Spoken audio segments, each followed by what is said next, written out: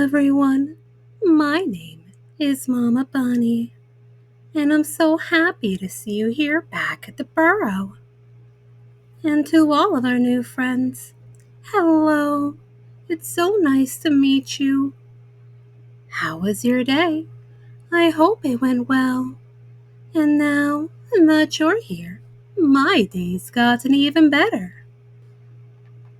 Last week, we certainly had a lot of fun with our favorite monkey friend George. So, I thought we could continue with a few more stories. Oh, doesn't that sound like fun? Now then, we can't have our story unless we're all comfy cozy. So make sure you're wearing something comfy. And don't forget to bring your favorite stuffy. I think they're gonna want to hear the story too, don't you? Well then, are we all comfy? Let's get started, shall we? Tonight's story is Curious George Gets a Medal.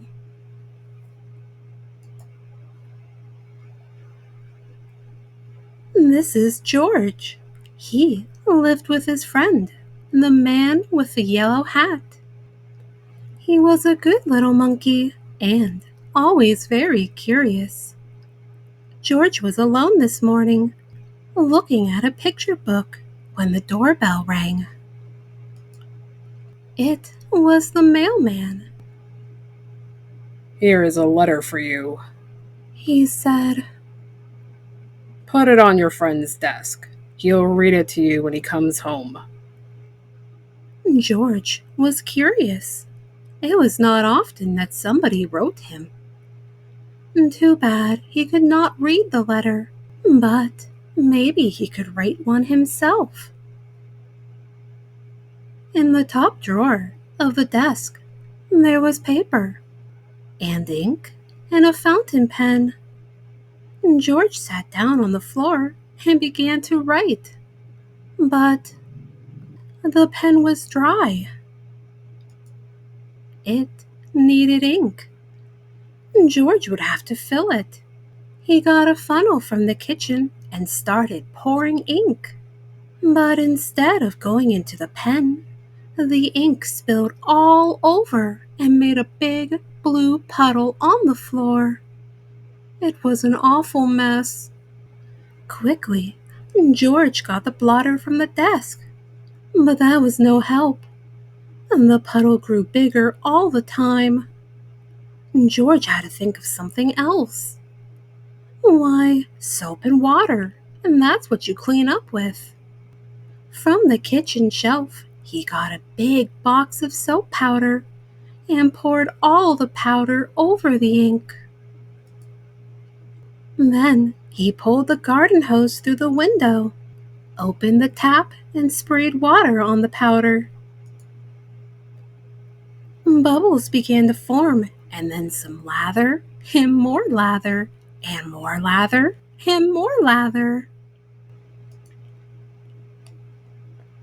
In no time, the whole room was full of lather. So full, indeed, that George had to escape in a hurry. When he was safely out of the house, he first turned off the tap. But what next? How could he get rid of all the lather before his friend came home? George sat down in the grass and thought for a long time. Finally, he had an idea. He would get the big shovel and shovel the lather out of the window. But where was the lather? While George had been outside thinking, it had all turned into water.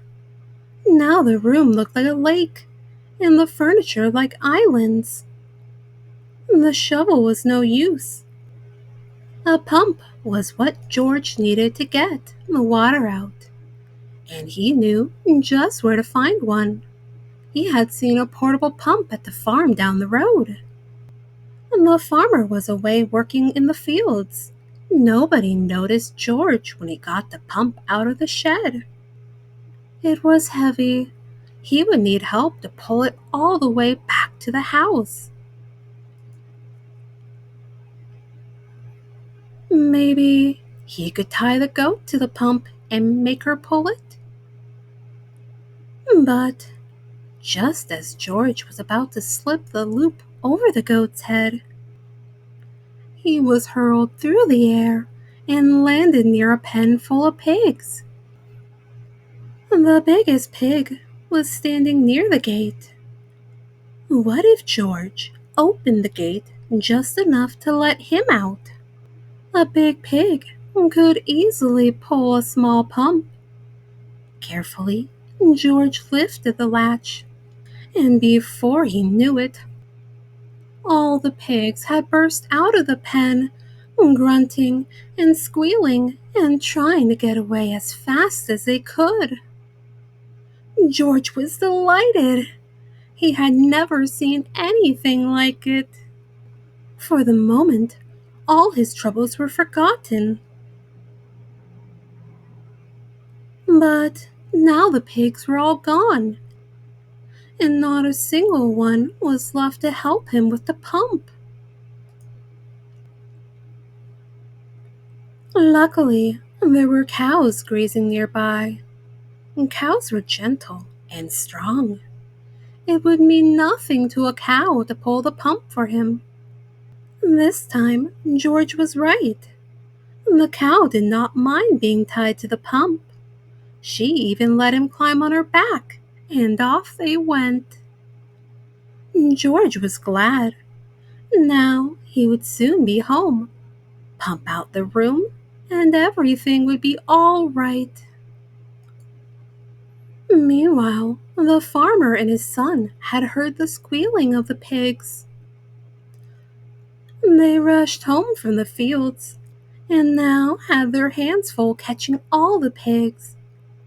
Not until the last pig was safely back in the pen did they have time to look around. And what did they see? A little monkey riding on their cow, making off with their pump. The chase was on. George and the cow were ahead at first, but the pump was slowing them down. The farmers were getting closer and closer. Now they had almost caught up with them. But where was George? Here he was, hiding in a shirt. The farmers had run past him, but on their way home, they had to come back over the same road. George did not feel safe in his hiding place. Just then, a truck came rattling down the road. George jumped aboard. Monkeys are good at jumping. And he was gone before the farmers had a chance to see him. The truck drove to a part of town that George had never seen before. At last, it stopped in front of a large building. It was the museum. George did not know what a museum was. He was curious. While the guard was busy reading his paper, George slipped inside. He walked up the steps and into a room full of all sorts of animals. At first, George was scared, but then he noticed that they did not move. They were not alive. They were stuffed animals, put into the museum so that everybody could get a look at them. In the next room, George saw something so enormous it took his breath away. It was a dinosaur. George was not scared this time. He knew it was not real. He looked at the dinosaur, and then at the baby dinosaur. And then he saw the palm tree full of nuts. George liked nuts. — Suddenly, he felt very hungry. He had missed lunch that day. He would climb up, and just then he heard footsteps. He had to hide again. But where? A family came in to take a look at the dinosaur, and they paid no attention to the little monkey who was standing there. The monkey did not move. He stood so still, and they thought he was just another stuffed animal. George was glad when they were gone. Now he could pick the nuts. He climbed up the dinosaur's neck and started to pull, but the nuts would not come off. George did not know they were not real. He pulled harder and harder. The tree began to sway. Crash! Down came the tree on the dinosaur's head. Down came the dinosaur, and down came George. Guards came rushing in from all sides, and underneath the fallen dinosaur they found a little monkey, and they pulled him out of there and brought him to Professor Wiseman, who was the director of the museum. Professor Wiseman was terribly angry. Lock that naughty monkey up right away, He said. and take him back to the zoo. He must have run away from there. George was carried off in a cage.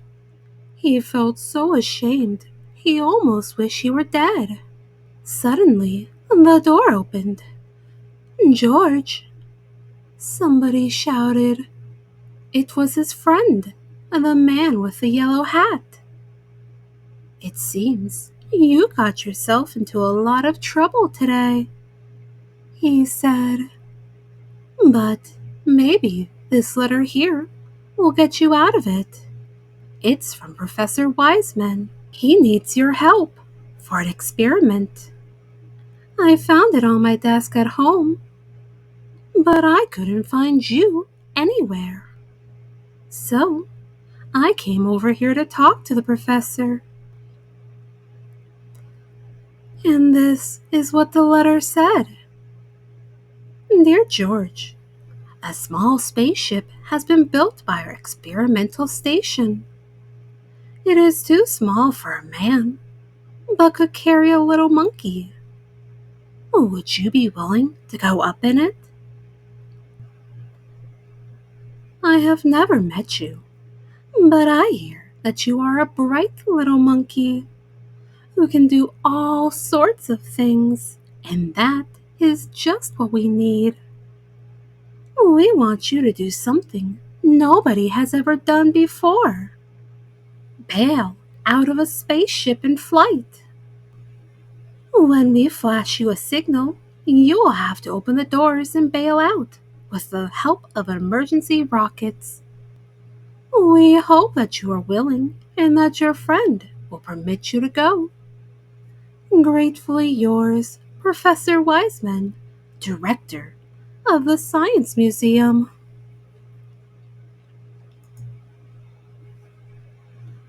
So you are George. Professor Wiseman said. If I had only known. Of course, everything will be forgiven if you are willing to go. They got the smallest size spacesuit for George and all the other things he needed for the flight. Then they helped him put them on and showed him how to use them.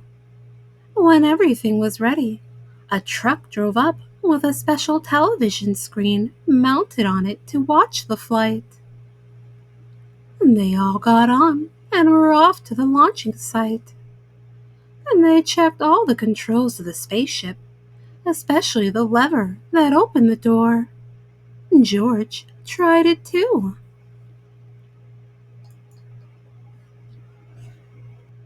The great moment had come. George waved goodbye and went aboard. The door was closed. Professor Wiseman began to count. 5, 4, 3, 2, 1, go. He pressed the button, and the ship rose into the air, slowly at first, then faster and faster, and higher, until they could no longer see it in the sky.